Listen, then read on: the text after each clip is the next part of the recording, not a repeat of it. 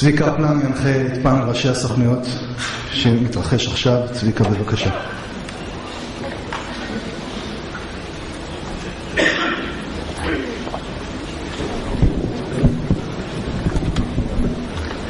I would like to invite to the podium Mr. Enrico Sagesse, the President of the Italian Space Agency.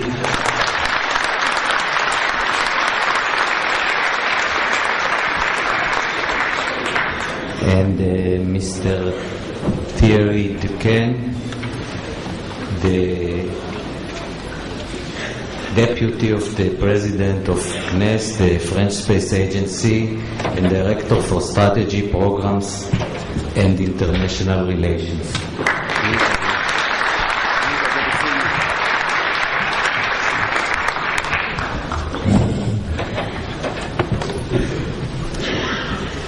Today, we have a unique gathering of distinguished group of leaders who significantly influence the future space exploration and science for the upcoming years.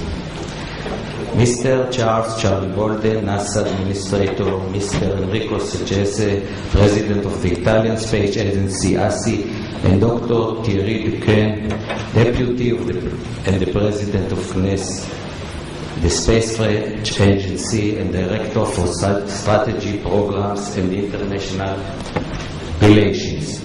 These gentlemen are the ones who will write a new paragraph in the continuous history based on worldwide heritage of space.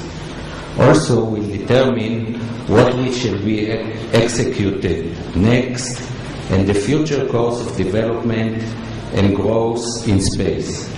They represent the states that are dominating the space exploration nowadays.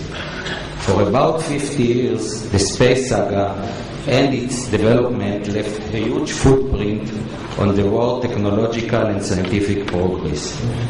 These gentlemen are today's ambassadors. Visions are wonderful and necessary, but what do we do in order to develop and achieve the vision? This is the prime responsibility of our panel's representatives.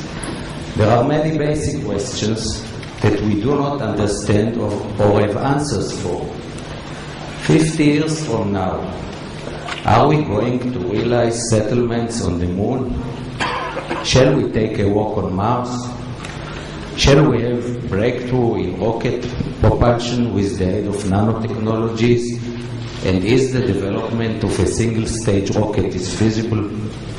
Are we going to mine rare minerals from asteroids? How about procreation in space? Just name a few, as speculated by one of the visionaries, Mr. Peter Diamandis. It is my pleasure to present the honorable panel. Major General Charles Bolden, thanks to Major General Richard Budinger, I won't read his biography. Just I mentioned that in July of 2009, Charlie was nominated by President Obama as NASA's 12th administrator, where he guides and leads NASA's team and manages its resources to advance the agency's missions and goals. I would like to say a few words about NASA. NASA exceeds President Kennedy's and his predecessor's vision for space exploration, accomplishing walking on the moon, space station, astronauts, shuttle missions, and is a world leader in space technology and development. NASA represents major contributor to the global space science budget. I will address the first question to Charlie Bolden, and then introduce our other speakers, Mr. Sagesse and Dr. Duquesne. Major General Charles Bolden, clearly there is a difference between science missions, which are knowledge-driven and are mainly funded by the public sector, and commercial missions which are profit-driven. Hence, the private sector, on the other hand, addresses space funding in a more mature stance. For example, telecommunication and its rapid expansion. Nevertheless, a few of high-risk technologies were transferred to the private sector, which entered at early stage and learned to produce and earn high profits by using these technologies. For example, the PC and the internet revolutions. What is your perspective in regard to the private sector's involvement in space exploration and its development relative to the public sector investment? Please. Quite a timely question, as a matter of fact. I think, as most of you know, we're expecting within days President Obama to announce his vision on the future of human space flight for the United States and subsequently for our international partners, since we're all in this collaboration together. And I think what we will all find will be that there will be extensive involvement of, the term is commercial entities. I don't like the term, so let me change it. Entrepreneurial entities. We have always been, whether it's General Chilton launching rockets or me launching rockets, we have always had commercial involvement in our space ventures because it's private companies, publicly traded companies actually, that build the rockets and the other systems that we fly, and we contract for that. So commercial space flight is nothing new. We've been doing that since the very early days of NASA, since it's changed over from the old NACA to NASA today.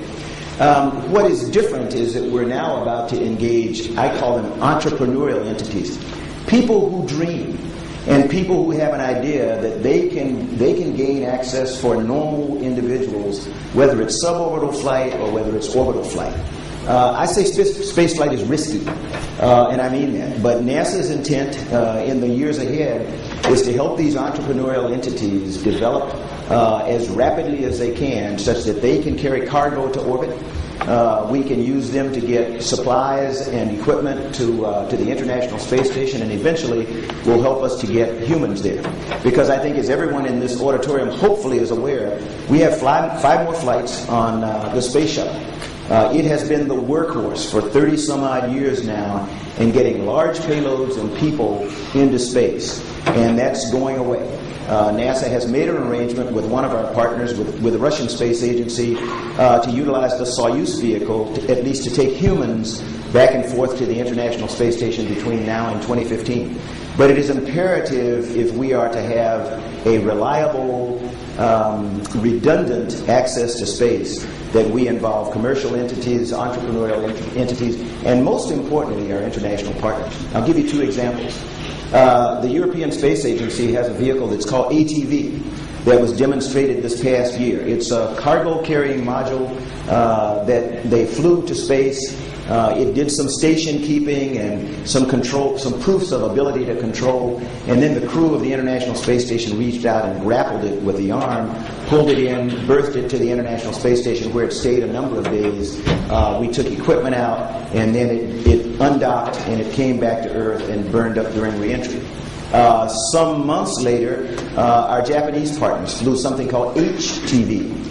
It's also their autonomous transfer vehicle that did a similar profile, flew itself up to the International Space Station, did the station keeping demonstrations, flew close enough that we could reach out with the arm, berth it to the International Space Station, unload its cargo, let it stay for a while, and then it came back to Earth and burned up on reentry.